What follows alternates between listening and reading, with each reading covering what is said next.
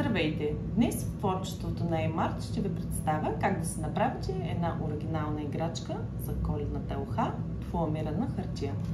Ще ви представя и необходимите материали.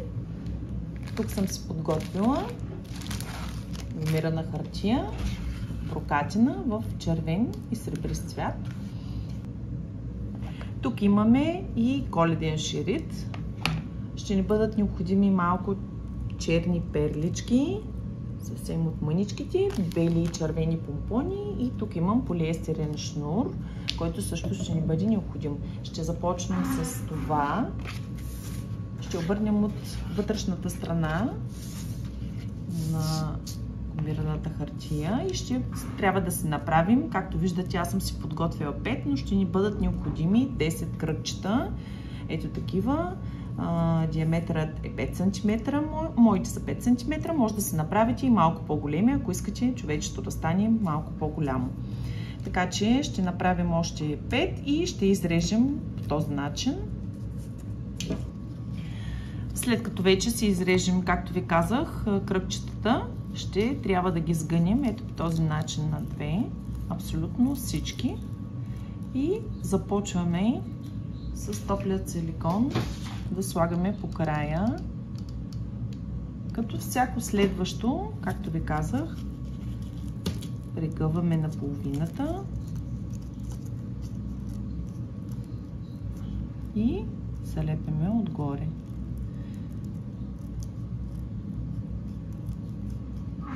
По този начин ще направя абсолютно всичките, като продължавате да сгъвате и да залепите отгоре, докато не свършат 10-те.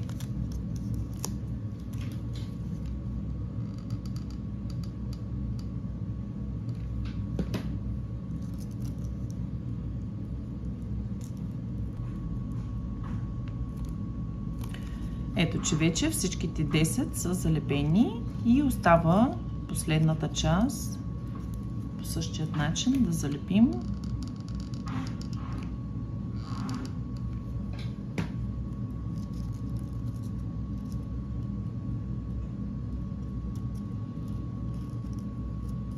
Този начин, като притискаме.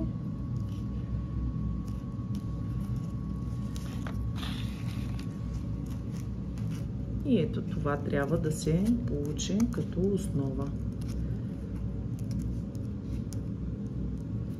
След това ще ни бъде необходимо едно парченце. Ще се отрежа около сантиметър и половина-2 лентичка.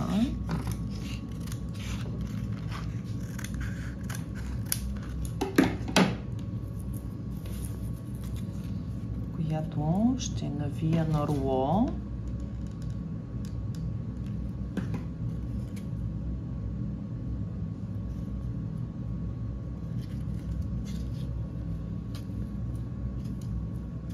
И ще измерваме, за да разберем колко достатъчна ще ни бъде за самата дупка, която ще попълня. Мисля, че е достатъчно. Изрязваме и също залепяме края.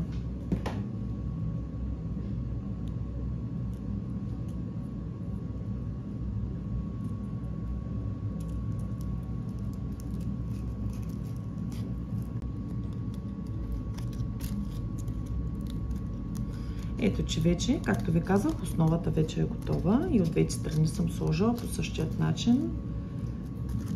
Ще оставим на страна и ще продължим с главата. Ще ни бъдат необходими още 2 кръгчета, които аз ще слепя, за да не е толкова тънко.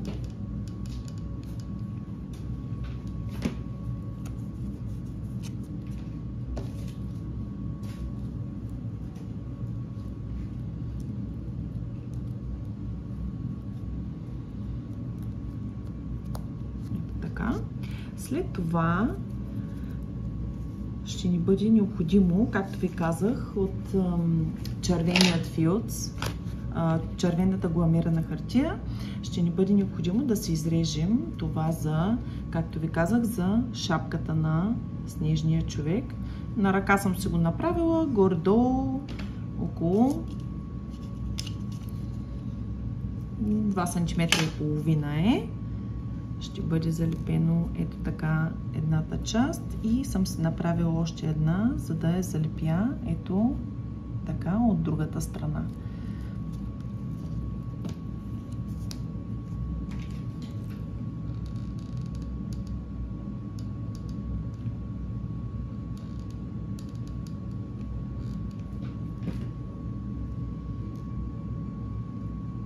Ставаме от едната. Ще обърна и ще се постарая да залепя абсолютно точно и от другата страна.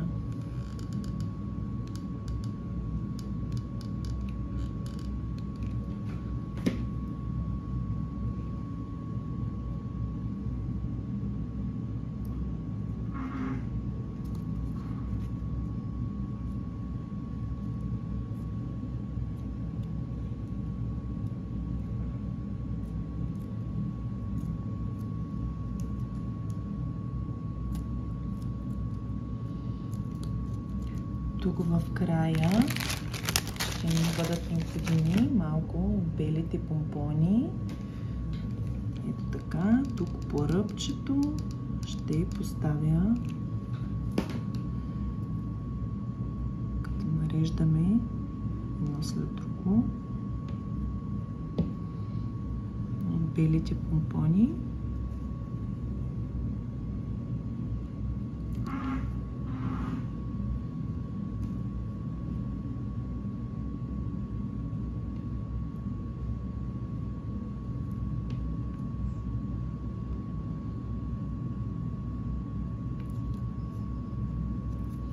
След това ще ни бъде необходимо 2 от перличките, които ще служат за очи.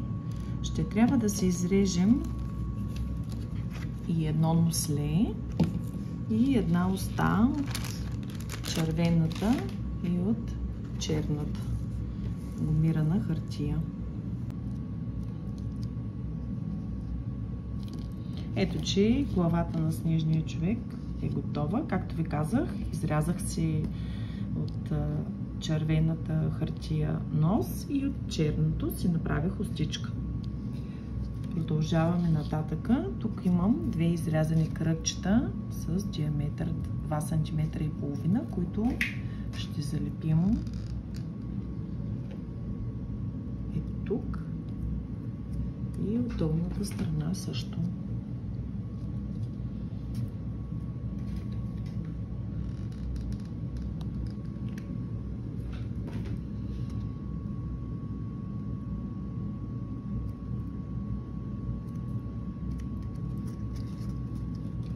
След това ще залепим главата.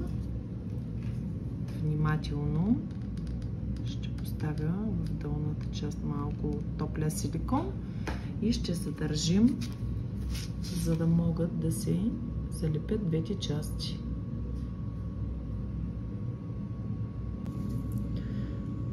Ето, че вече човечето е готово.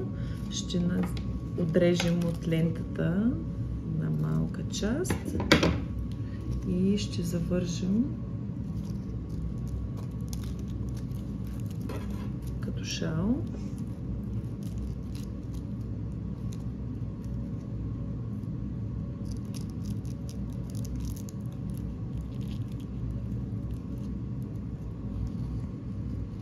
По-скоро аз ще го залепя, а няма да го вържа с топлен силикон.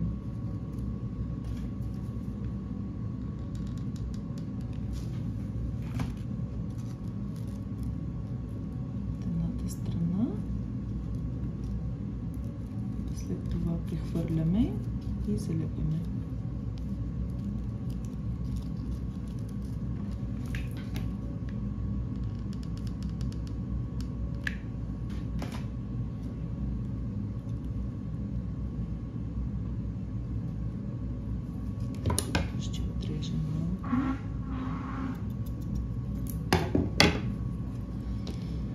Другото нещо, което остана да направим е връзката за отгоре, за закачването. Като, както ви казах, от шнура съм си отрязала едно малко парченце и ще ни бъде необходимо едно бяло помпонче, което